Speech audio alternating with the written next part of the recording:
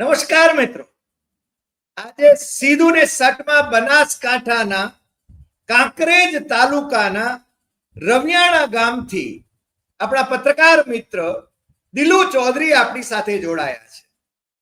દિલુભાઈ બહુ જ અભ્યાસી પત્રકાર છે અને જે માહિતી આપે નક્કર માહિતી, તટસ્થ માહિતી આપે છે અને એમનું વિશ્લેષણ એ હું પણ નિયમિત રીતે સાંભળતો હું છું.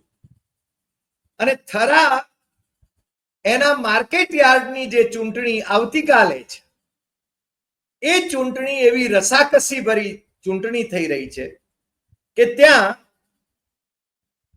સહકાર ક્ષેત્રના એક મહારથી અને ભારતીય જનતા પાર્ટીની સ્થાપના થઈ ત્યારથી એના કાર્યકર નેતા, બનાસ બેંકમાં પણ ચેરમેન રહેલા, બનાસ બેંકમાંથી એમને ચેરમેન પદેથી શંકર ચૌધરીની ભલામણને કારણે ઉઠાડી મુકાયેલા એવા અણદાભાઈ પટેલ, એ એમની પેનલ એ હવે ભારતીય જનતા પાર્ટીનો મેન્ડેટ જે ઈશ્વરભાઈ પટેલને, એટલે ક્યારેક ઈશ્વરભાઈ પણ અણદાભાઈ પટેલના ખાસમ ખાસ રહ્યા અને હવે ભારતીય જનતા પાર્ટીના નેતાઓ અને એમાં ભારતીય જનતા પાર્ટીના જિલ્લાના અધ્યક્ષ કીર્તિસિંહ વાઘેલા જે બેઠકોમાં ઉપસ્થિત રહીને આખું પાર્ટી લેવલ ઉપર બધાને ભેગા કરે, 4820 જેટલા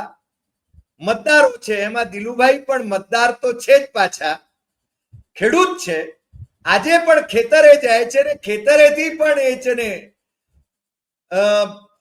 આપણી સાથે જોડાઈ શકે છે. કાલે એવી પણ વાત થઈ હતી કે ખેતરે હશે તો ખેતરેથી જોડાશે, ઘેર હશે તો ઘેરથી જોડાશે.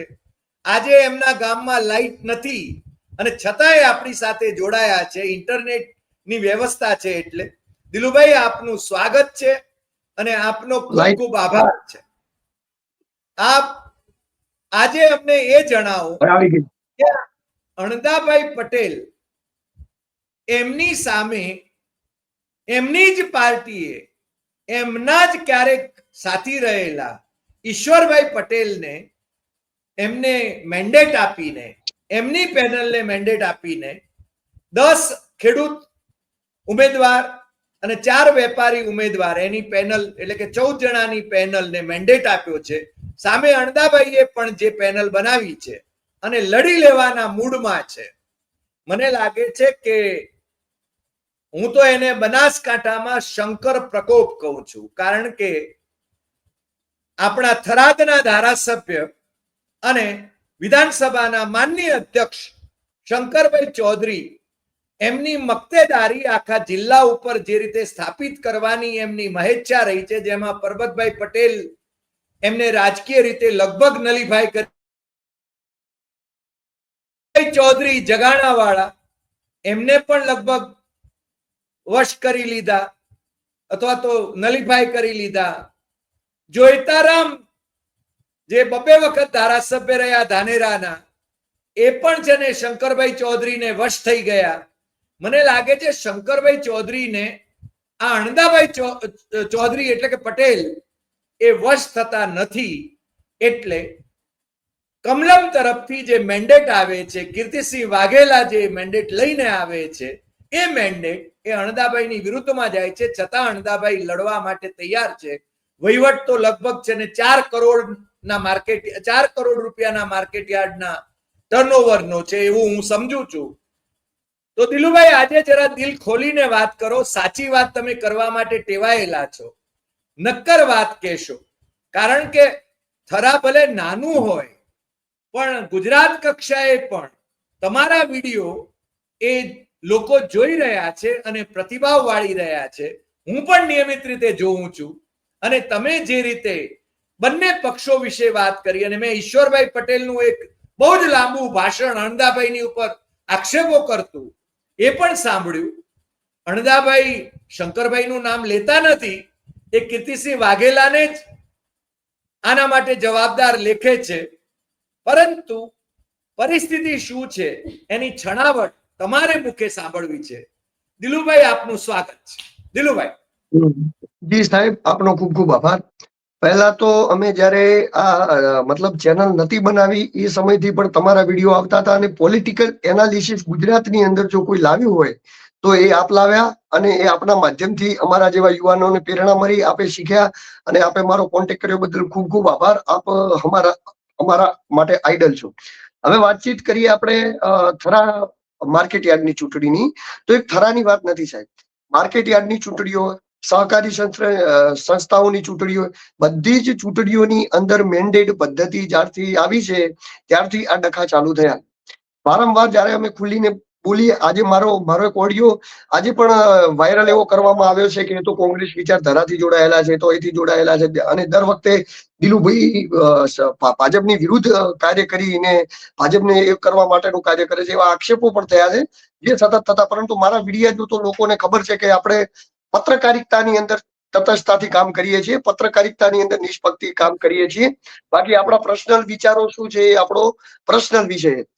પરંતુ જ્યારથી સરકાર મેન્ડેટ પદ્ધતિ લાવી છે ત્યારથી સહકારી સંસ્થાઓની તાકાત, ખેડૂતોની તાકાત, વેપારીઓની તાકાત ને ખતમ કરવાની કોશિશ થઈ રહી છે.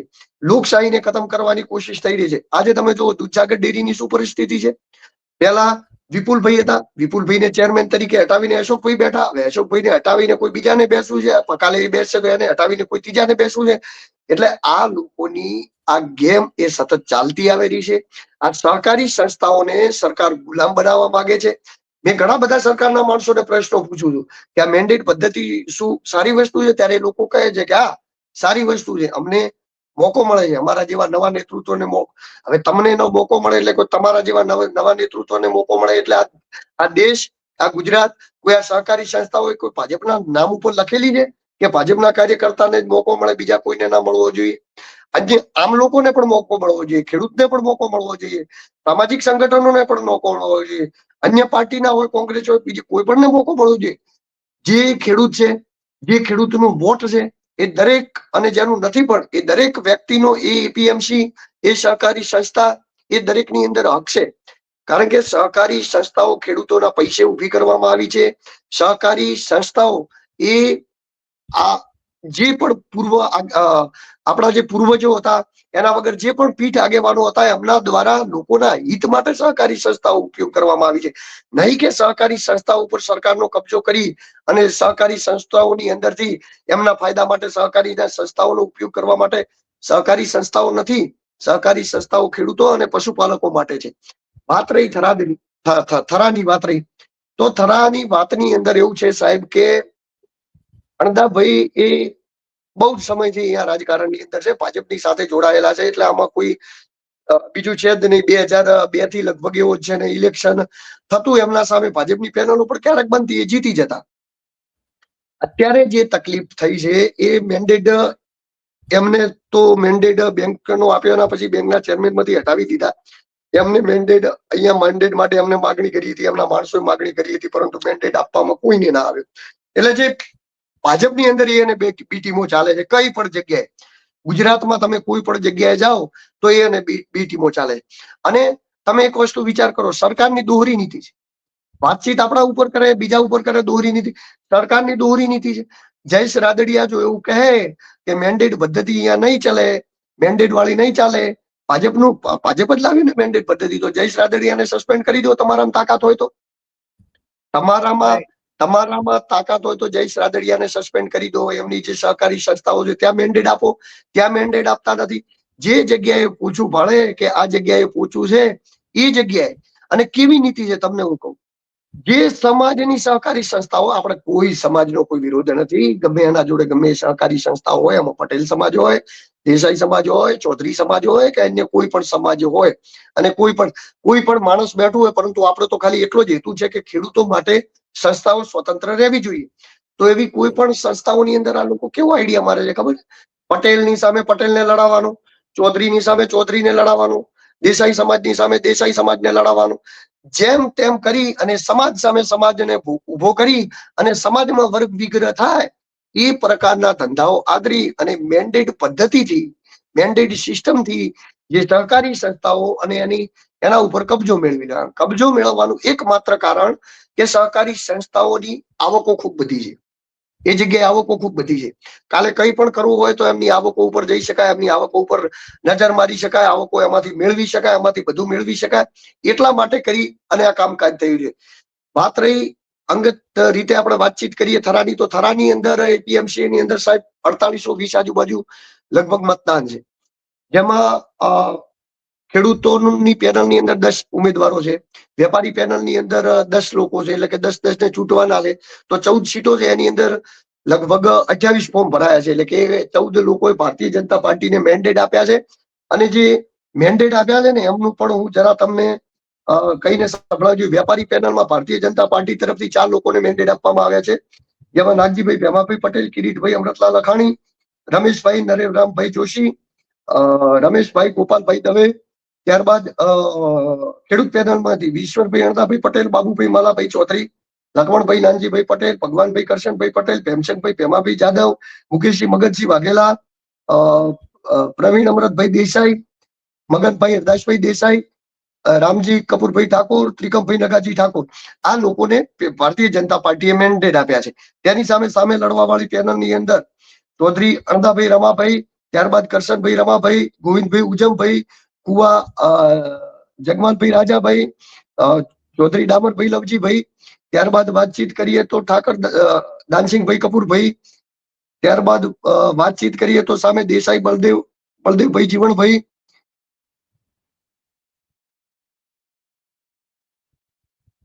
ત્યારબાદ વાતચીત કરીએ તો પિલિયાતર જીવણભાઈ, રમાભાઈ વાઘેલા, પ્રહલાદસિંહ, રણજીતસિંહ, અને હજી 1-2 નામ કરીને કુલ એ લોકો પણ લડી રહ્યા છે. આ પેનલમાં પણ 4 લોકો લડી રહ્યા છે. સામે વેપારી પેનલમાં પણ 3 બ્રહ્મ સમાજમાંથી છે ને પ્રજાપતિ સમાજમાંથી અણદાભાઈની પેનલમાં લડી રહ્યા છે. હવે આ લોકો એક વાત કહી દઉં, કારણ કે એક સ્પષ્ટતા કરી લઉં. દિલુભાઈ, આપણે જેને બહુ તટસ્થ રીતે વાત કરતા હોઈએ છીએ, આપણે જેને જે ફેક્ટ્સ હોય છે મૂકીએ છીએ. હવે અહીંયા ભારતીય જનતા પાર્ટી વિરુદ્ધ ભારતીય જનતા પાર્ટી છે, અને ઘણી વખત એમ કે ભારતીય જનતા પાર્ટીને અનુકૂળ ન હોય એટલે કહેશે કે આ તો કોંગ્રેસ તરફી છે. મને લાગે છે કે આ આખું જે કોંગ્રેસે જે શાસન કર્યું અને સહકાર ક્ષેત્રમાં ક્યારેય છે ને એને મેન્ડેટની પ્રથા દાખલ ન કરી, છતાં ગુજરાતનું આખું જે ડેવલપમેન્ટ થયું એમાં સહકાર ક્ષેત્રનું યોગદાન એક સૌથી વધારે છે. અને બધી સહકારી સંસ્થાઓને કબજે કરવા માટે ભારતીય જનતા પાર્ટીની સરકારે સામ દામ દંડ ભેદ આ પદ્ધતિ અપનાવી છે, એ આપણે જાણીએ છીએ. એટલે તમે છે ને આવા કોઈ આક્ષેપો થાય તો એની બહુ ચિંતા નહીં કરવી, કારણ કે અણદાભાઈ પણ આજે ભારતીય જનતા પાર્ટીના છે, ઈશ્વરભાઈ એ ભારતીય જનતા પાર્ટીના છે. કાલે અણદાભાઈને સસ્પેન્ડ કરવામાં આવે તો એ જુદી વાત છે, કદાચ એ કોઈ પાર્ટીમાં જાય તો. પણ તમે બહુ સરસ ઉદાહરણ આપ્યું જયેશ રાદડિયાનું. કેમ જયેશ રાદડિયાએ છે ને બિપિન ગોતાને હરાવ્યા પછી જયેશ રાદડિયા સામે કેમ એક્શન ન લેવાયા? કારણ કે તાકાત નથી. જે મજબૂત હોય છે ત્યાં છે ને એ કઈ નથી કરતા, જેને નચાવી શકે છે ત્યાં જ આ મેન્ડેટની પ્રથા ચાલે છે. દિલુભાઈ, હવે મને એ કહો કે આવતીકાલે મતદાન છે. આવતીકાલે મતદાન છે ને, મતદાન પણ આવતીકાલે છે ને. મતદાન પણ ખૂબ ઉચ્ચ પ્રમાણની અંદર થવાનું છે. મતદાન પૂરું થયા બાદ આપણે એનાલિસિસ પણ કરીશું ને તમે મારી સાથે જોડાશો તો આપણે વાતચીત કરીશું કે ચૂંટણીની અંદર કેવું પરિણામ આવી શકે છે અને કેવું નહીં. પરંતુ એ આપણે અત્યારે વાતચીત કરીએ તો ફરી પાછા આક્ષેપો મારશે કે કોઈના પ્રચારમાં વાતચીતો કરે છે, પરંતુ જે સત્ય હકીકત છે એ તો વાતચીત. પત્રકારોને વિશ્લેષણ કરવાનો અધિકાર છે. આપણે ક્યારેક ખોટા પણ પડીએ, પણ આપણને વિશ્લેષણ કરવાનો, કારણ કે આપણે ફિલ્ડમાં જઈને વાત કરીએ છીએ એટલે અથવા જાણીએ છીએ, બધાને મળીએ છીએ, માહોલ આપણે છે ને કેવો ચાલે છે એ જોઈએ છીએ. એટલે કોઈને પ્રત્યે આપણને ન તો દ્વેષ છે ન છે ને અનુરાગ છે. એટલે આપણે છે ને વિશ્લેષણ કરવામાં જરાય સંકોચ નહીં રાખવો. જો સર, જે આમ લોકો છે, જેવો ખેડૂત લોકો છે, જેવો વેપારી લોકો છે, જે લોકો આમ લોકો છે જેમને કોઈ મતલબ નથી, એ લોકોની હર હંમેશા એવી ઈચ્છા હોય છે કે આ જગ્યાએ લોકશાહી જળવાઈ રહે, આ જગ્યાએ લોકોનું પ્રતિનિધિત્વ જળવાઈ રહે. અણદાભાઈ તો કોઈ કોંગ્રેસના તો છે નહીં કે હું અણદાભાઈનો પ્રચાર કરતો હોઉં, કે જયારે પણ વાતચીત આવે, કોઈની વાતચીત આવીએ તો ક્યારેક માવજીભાઈની વાતચીત હોય, ક્યારેક ગેનીબેનની વાતચીત લઈને આવે, ક્યારેક બીજી વાતચીત લઈને આવે. ગેનીબેન કોંગ્રેસના છે, અણદાભાઈ કોઈ કોંગ્રેસના નથી. પેલા માવજીભાઈ હતા, માવજીભાઈ કોઈ કોંગ્રેસના હતા નહીં. ત્યારબાદ વાતચીત કરીએ તો એના પહેલા વિપુલભાઈ, તો વિપુલભાઈ કોઈ કોંગ્રેસના હતા નહીં. આ તો બધા ભાજપની સામે લડે છે. પરંતુ જ્યાં લોકોના હિતની વાતચીત હોય, જ્યાં લોકોના ના અર્થની વાતચીત હોય, લોકોના માટેની વાતચીત હોય, ત્યાં અવાજ ઉઠાવવાની આપણી ફરજ આવે છે. અને ફરજ એ આવે છે કે આમ લોકોની અંદર સતત નારાજગી છે. મેન્ડેટને લઈને આમ લોકો આજે ખેડૂતો જે પણ છે લોકો એ સતત પીડાતા રહ્યા છે. પીડાતા કેમ રહ્યા છે? કારણ કે એનું કારણ છે લોકોને સ્વતંત્રતા જોઈએ. માણસ જોડે ખાવા માટે કાંઈ પણ ના હોય ને તો પણ માણસ ચલવી લે, પરંતુ એને સ્વતંત્રતા મળી રહે. કરોડો રૂપિયા આપો પણ કોઈ માણસ જેલમાં જઈને જીવન જીવવાનું પસંદ કરશે? એને નહીં ગમે ને તમે અબજો રૂપિયા આપશો, પરંતુ માણસને પૈસા એના જીવન જરૂરિયાત થી પણ ઓછા હશે તેમ છતાં એને સ્વતંત્રતા મળશે, જીવવા માટે સારું જીવન મળશે, તો એ લોકો ખુશ રહે છે. અને આજ બસ આમની આજ મેન્ટાલિટી આ લોકોને અત્યારે જે ઇલેક્શન ચાલી રહ્યું છે એના અંદર મતલબ કે જે આમ લોકોની અંદર નારાજગી છે. પરંતુ આ તો સહકારી માળખું છે. સહકારી માળખું એ સરકારના અંડરમાં આવે. સરકારના અંડરમાં આવે એટલે સરકારના અંડરમાં આવે એટલે એમની મંડળીઓના ધિરાણ બધી બેંકો કરતી હોય, સહકારી સંસ્થાઓ બધી એમની અંડરમાં હોય. એટલે સહકારી સંસ્થાઓની અંદર હર હંમેશા સરકારનો કબજો રહ્યો છે. એ વાતને આપણે આમ ઇગ્નોર તો ના જ કરી શકીએ. પરંતુ થરાની માર્કેટ યાર્ડની ચૂંટણીમાં કદાચ નવા જૂનું થઈ શકે, કારણ કે 50-50 જેવો માહોલ છે. અને માહોલ એ રીતનો છે કે થોડું લોકોનું આમ લોકોનું મન એ ભાજપ વિરુદ્ધ વધારે છે. પરંતુ જેમના મતદારો છે એવા કશું ખુલીને હજી સુધી એટલું બધું બોલી નથી રહ્યા. કારણ કે ખુલીને એટલા માટે બી નથી બોલી રહ્યા ને કે ઘણા બધા લોકોને ડર હોય, એમના જોડે સંસ્થા હોય, એમના જોડે ધિરાણો લીધેલા, તો એવું પણ હોઈ શકે ને. તો ઘણા બધા લોકો ખુલીને નથી બોલી રહ્યા. પરંતુ 100% જે મેન્ડેટ વાળી પદ્ધતિ છે એ કોઈને પણ ગમતું નથી, ચાહે એ કોઈ પણ વ્યક્તિ હોય. દિલુભાઈ, હું દક્ષિણ ગુજરાતની એક કોલેજમાં ચીફ ગેસ્ટ તરીકે હતો અને દક્ષિણ ગુજરાતના સહકાર ક્ષેત્રના અનેક લોકો મને ત્યાં મળ્યા હતા અને મારા પરિચયમાં હતા. એ લોકોએ અંગત રીતે મને બહુ સ્પષ્ટપણે જણાવ્યું હતું, બહુ મોટી હસ્તીઓની વાત કરું છું, કે અમે અમારા હોદ્દા જાળવી રાખવા માટે ભારતીય જનતા પાર્ટીમાં જોડાયા છીએ, બાકી અમારું ગોત્ર તો કોંગ્રેસ જ છે. અત્યારે છે ને સામ દામ દંડ ભેદ આ જ નીતિ અને સરકારી દંડો ઉગામીને બધાને જેને વશ કરવાની આખી પદ્ધતિ ચાલી રહી છે એ આપણે જાણીએ છીએ.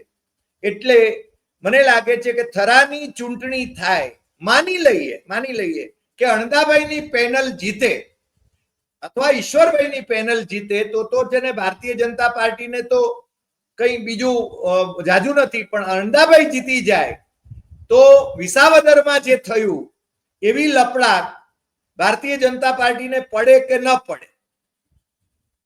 એનાથી પણ મોટી પડશે. આઝાદી મળી જશે. આઝાદી એટલા માટે મળી જશે કે જ્યાં મેન્ડેટ પદ્ધતિ જે સૌરાષ્ટ્રની અંદર જયેશ રાદડિયાએ લાપડ મારી, ત્યારબાદ મારું તો સર ખાલી એટલું જ કહેવું છે કે તમે ભારતીય જનતા પાર્ટી છો, તમારો સિમ્બોલ અમે માન્યું કે ચલો તમે મેન્ડેટ આપો છો તો એ આપણે માની લીધું. તો સૌરાષ્ટ્રમાં કેમ તમે મેન્ડેટ નથી આપતા અને બનાસકાંઠામાં મેન્ડેટ આપો છો? સૌરાષ્ટ્રમાં જયેશ રાદડિયાની સંસ્થાઓમાં તમારી મેન્ડેટ આપવાની તાકાત નથી, અહીંયા તમારી પહોંચ પડે છે, તાકાત પડે છે એટલે આપો છો. તમે વાતચીત કરો કે ગુજરાતની અંદર કાયદો લાગુ પડે. આપણા ગૃહમંત્રી સાહેબ વારંવાર કહેતા હોય કે કાયદો તો લાગુ પડશે ને અસામાજિક તત્વોને તો ડામવામાં આવશે.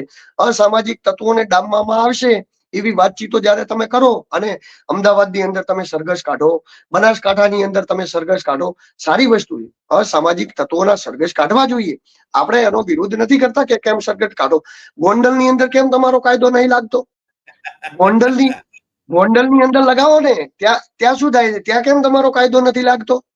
કાયદો ગોંડલ ગુજરાતની બહાર તો આવતું નથી, ગોંડલ પણ ગુજરાતમાં જ આવે છે. એટલે આ સરકારની બધી બેવડીઓ નીતિઓ છે. જે જગ્યાએ ઈઝી ફાળે ફોરું ફાળે એ જગ્યાએ અમારો મેન્ડેટ, જે જગ્યાએ એમ લાગે કે આ જગ્યાએ આપણે નહીં પહોંચી વળીએ ત્યાં એવું લોકો પાછા વળી જાય છે. કારણ કે નીતિ એક હોવી જોઈએ, પછી ગુજરાતના બધા લોકો માટે લાગુ પડવી જોઈએ. એટલે આ જે મેન્ડેટ સિસ્ટમ છે અને આ આ બનાસકાંઠાની ચૂંટણી ની અંદર આજે થરા માર્કેટ યાર્ડની ચૂંટણી છે, સહકારી સંસ્થાઓની ચૂંટણીઓ પણ આપણે નજીકથી વધારે નહીં પણ થોડી ઘણી તો જોયેલી છે મારી ઉંમર પ્રમાણે. પરંતુ જે રસાકસી ભરી ચૂંટણી છે, જે લોકોને માહોલ છે, જાણે એવું લાગી રહ્યું છે થરાની અંદર કે વિધાનસભાની ચૂંટણી ચાલતી હોય.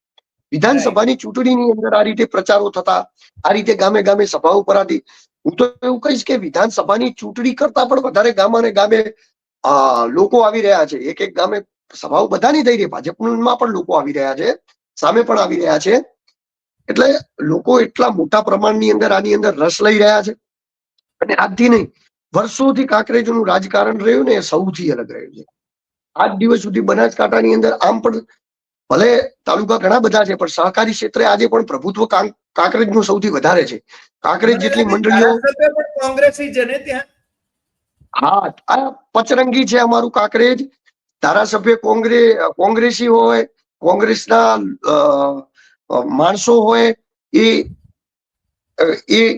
ધારાસભ્ય ભાજપના માણસો હોય, એ માર્કેટમાં હોય, કોંગ્રેસના ધારાસભ્યો હોય. અને આજથી નહીં, મોદી સાહેબનું હતું ને એ સમયે પણ 20 વર્ષ 25 વર્ષ સળંગ કાંકરેજ તાલુકાની અંદર કોંગ્રેસ રહેલું છે. તો લોકોની તાસીર અલગ છે, લોકોનું રાજકીય રીતે સમજવાની તાસીર અલગ છે. એવું નથી કે કોઈ ભાજપ વિરોધી છે, ભાજપને પણ જીતાડેલું છે વચ્ચે 1 ટર્મ 2 ટર્મ તો જીતાડે છે. લોકો સમજુ લોકો છે, કોઈ પક્ષપાત કરતા માણસ અને તાલુકાનું હિત કેવી રીતે છે એ દિશામાં આગળ વધે છે. અને તમે વિચાર કરો, આખા એશિયાની અંદર મતલબ કે જે જગ્યાએ સહકારી સંસ્થાઓ ચાલતી છે ભારત સિવાય પણ, એ કોઈ જગ્યાએ સાહેબ આટલા બધા મત ક્યાંય છે જ નહીં. 4820 મત સહકારી સંસ્થાની અંદર છે જ નહીં. એટલે તમે વિચાર કરો, તાલુકાની જાગૃતતા જે તે સમયે કેટલી છે કે આટલી બધી મંડળીઓ, ઊંઝા એપીએમસી આખું મોટામાં મોટું એપીએમસી છે એશિયાનું, એમ છતાં એમાં પણ આટલા મતદારો નથી. એમાં પણ લગભગ મને પરફેક્ટ ખ્યાલ નથી, પણ 1300 આજુબાજુ મતદારો છે કે ખબર નથી કેટલા છે. પરંતુ 4800 મતદાન છે.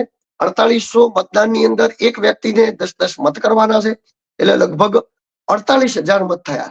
48,000 મતોનું કાલે વોટિંગ થવાનું છે. અને જયારે 48,000 મતોનું વોટિંગ થવાનું છે, તો એક તો 48,000 મતોનું વોટિંગ કરાવવા માટે વ્યવસ્થા પણ એટલી મોટી જોઈ છે. કારણ કે ઓછામાં ઓછું એક વ્યક્તિને એક મત કરતા 10 મિનિટ 5 મિનિટ તો લાગી જવાની. કારણ કે એક વ્યક્તિને 10-10 મત. બેલેટ પેપરથી વોટિંગ થશે. આ બેલેટ પેપર ઉપર 20 નામો હશે. કોઈ પેનલ નહીં, 20 નામો હશે. 20 નામોની અંદર બધા આમણા હશે, આમ હશે, તેમ હશે. બધું 20માંથી નામ વાંચીને કે અથવા તો નિશાનની યાદ રાખીને લોકોને જે જગ્યાએ એમનું મન હશે એ જગ્યાએ લોકો મતદાન કરશે. અને એ જ રીતે મતદાન થશે. તો થરા માર્કેટ યાર્ડની ચૂંટણીમાં ઘણા બધા મુદ્દાઓ ઉછળીને બહાર આવી રહ્યા છે. જે આવી રહ્યા છે કે મેન્ડેટ પદ્ધતિ ઉપર સરકારનો કબજો કેમ, લોકોને એ સવાલ થઈ રહ્યો છે. ત્યારબાદ કોઈ પણ આગેવાનીઓ હોય, પીઠ આગેવાનીઓ હોય, એ લોકો આશિયામાં કેમ ધકેલાઈ રહ્યા છે, પ્રશ્ન નંબર 2. ત્યારબાદ વાતચીત કરીએ તો કે ખેડૂતો આ રીતે, જેમ કે આ રીતે સહકારી સંસ્થાઓ ઉપર કબજો થાય તો ખેડૂતો માટેની સ્વતંત્રતા શું, લોકો માટેની સ્વતંત્રતા શું? કારણ કે તમે વિચાર કરો, પાવર કોઈ એક જ જગ્યાએ જતો રહે ને ત્યાંથી જે ઈશારો થાય અને કોઈ વ્યક્તિ આવીને બેસી જાય તો એ તો ખોટું પણ થઈ શકે અને એ તો સારું પણ થઈ શકે. એ તો હું ભારતીય જનતા પાર્ટીમાં હોઉં, મારું કામ કરતું હોય તો હું મારા માણસને મૂકી દઉં, મારા વિરોધી હોય એમનું કામ કરતું હોય તો એમના માણસને મૂકી દે. એમાં તો ભારતીય જનતા પાર્ટી એવું તો આવ્યું જ નહીં. પછી તો એ વાતચીત જ ના આવી ને. પછી તો જેના જોડે પાવર એ માણસ ગમે તે કરી શકે. પરંતુ લોકશાહી હોવી જોઈએ ને. ભાજપના મેન્ડેટ ઉપર ચૂંટણીઓ લડાવો ના નથી. સામે બીજા અન્ય લોકો પણ લડવા જોઈએ, ખેડૂતના લોકો પણ લડવા જોઈએ, બધા જ લોકો લડવા જોઈએ. મેન્ડેટ પદ્ધતિ લાવીને જોર જબરજસ્તી આગેવાનોને હું તો કહેવા માંગુ સાહેબ, એક વાત કહી દઉં કે આગેવાનોને ખુલીને બહાર આવવું પડશે. આગેવાનો કેવું છે, જયારે વિપુલભાઈ ચૌધરી સાહેબને તકલીફ પડી ત્યારે વિપુલભાઈ બહાર આવ્યા, જયારે માવજીભાઈને તકલીફ પડી ત્યારે માવજીભાઈ બહાર આવ્યા, આજે અણદાભાઈને તકલીફ પડી છે ત્યારે અણદાભાઈ બહાર આવ્યા. પરંતુ જયારે એક આગેવાનને તકલીફ પડે ત્યારે આ સમાજના હોય, અન્ય સમાજના હોય, જેમ કે માવજીભાઈ દેસાઈને તકલીફ પડી તો એવો બહાર આવ્યા. એમને પણ તમે જો, માવજીભાઈ દેસાઈને માર્કેટ યાર્ડમાંથી હટાવી અને ગોવાભાઈને બેહાડી દીધા એટલે માવજીભાઈને હટાયા, ગોવાભાઈને બેહાડ્યા. એટલે દેસાઈ સમાજ તો કશું કહી નહીં શકવાનું, કશું ના કહી શકે. આજે હવે ગોવાભાઈને હટાઈને કાલે બીજા દેસાઈ સમાજે બેહાડશે. આમ કરી કરીને પણ આજે દિલુભાઈ તમે છે ને દિલથી એક મુદ્દો બહુ જ મહત્વનો છેડ્યો કે આ મેન્ડેટ પદ્ધતિ એ લોકશાહી ઉપર કુઠરાઘાત છે અને મેન્ડેટ પદ્ધતિ એ ખોટી છે. મને લાગે છે ખેડૂતો પોતાના ઉમેદવાર તરીકે જેને ચૂંટવા હોય એને ચૂંટે, જેને ચેરમેન ચૂંટવા હોય એને ચૂંટે. અને હમણાં જ પંચાયતોની ચૂંટણી થઈ છે, ગ્રામ પંચાયતોની. એની અંદર ભારતીય જનતા પાર્ટીને ઘણી બધી લપડાક પડી છે, કારણ કે ભારતીય જનતા પાર્ટીના નેતાઓ, મંત્રીઓ એ બધાના દીકરા સગાઓ એ મહદ અંશે હારી ગયા છે. એનો અર્થ એ થયો કે પ્રજાની અંદર એક ઉકળાટ જરૂર છે અને બેલેટ પેપરથી જે ચૂંટણી થાય છે એની અંદર આ થઈ રહ્યું છે. મને એવું લાગે છે કે છેલ્લે મને એટલે સમાપન કરતી વખતે હું એટલું કહીશ, આપણે ફરીને આવતીકાલે પાછા જોડાઈશું, પરંતુ સમાપન કરતી વખતે એટલું જરૂર કહીશ કે થરા ભલે નાનું હોય, જો કે તમે કહ્યું એમ મતદારોની દ્રષ્ટિએ તો 4820 જેટલા મતદારો છે એટલે બહુ મહત્વનું છે, પણ એની ચૂંટણીનું જે કંઈ પરિણામ આવે એ આખા બનાસકાંઠા ઉપર જ નહીં પણ આખા રાજ્યની અંદર એક સંકેત આપશે એવું તો નિશ્ચિત લાગે છે. મને લાગે છે આજે આટલી વાત આપે અમારી સાથે જોડાઈને જે રીતે છેલ્લી એક જ વાત કહી દઉં કે જો થરાદી અંદર જે ઇલેક્શન છે કાં તો ક્રાંતિનું ઇલેક્શન છે, કાં તો પછી આજ પછીની જે મતલબ આજ દિવસ સુધી જે આઝાદી હતી એ સીધી ગુલામીમાં થઈ જાય, કાં તો અંગ્રેજોનું શાસન લાગી જશે, કાં તો અંગ્રેજોના શાસનમાંથી મુક્તિ મળી જશે. આ બે જ વસ્તુ છે, આનાથી ત્રીજી કોઈ વસ્તુ થવાની નથી. બસ આટલી જ વાતચીત હતી છે. દર્શક મિત્રો, દિલુભાઈએ દિલથી વાત કરી છે આજે. દિલુભાઈ તટસ્થ પત્રકાર તરીકે એમને હું સાંભળતો રહ્યો છું. એમની ચેનલ એ તમે પણ સબસ્ક્રાઇબ કરજો, કારણ કે દિલુભાઈ છે ને એ મુદ્દાસર વાત કરે છે, એ છે ને જે સાચી વાત લાગે એ કે છે. ધારો કે આ મેન્ડેટ પદ્ધતિ છે તો મેન્ડેટ પદ્ધતિનો આ ભારતીય જનતા પાર્ટીએ જે દાખલ કરેલી મેન્ડેટ પદ્ધતિ છે ને સામ દામ દંડ ભેદ એનાથી એ ને કેન પ્રકારે સહકારી સંસ્થાઓ ઉપર કબજો જમાવવાની જે આખી પદ્ધતિ છે એનો તો આપણે વિરોધ કરવો પડે. પણ જ્યાં જ્યાં થઈ શકે ત્યાં ઘણા લોકો બોલી નથી શકતા, ઘણા લોકો ખાનગીમાં બોલે છે, ઘણાની સામે કેસ કરીને જેલમાં મોકલીને વશ કરવામાં આવી રહ્યા છે. બનાસકાંઠામાં આવા ઘણા બધા ઉદાહરણો હું જાણું છું. અંગત રીતે ઘણા બધા મિત્રો કે છે આ બધી વાતો, એ પોતે ખુલીને બોલી નથી શકતા પણ અંગત રીતે તો ઘણી બધી વાતો કરે છે. પણ થરાની ચૂંટણી આવતીકાલે એનું જે પરિણામ આવે એની અસર માત્ર બનાસકાંઠામાં નહીં પણ આખા રાજ્યમાં થશે એ બાબત તો નિશ્ચિત છે. દિલુભાઈ, આપનો ખૂબ ખૂબ આભાર. ફરી મળીશું નવા એપિસોડમાં નવા વિષય સાથે. નમસ્કાર. જી નમસ્કાર. નમસ્કાર.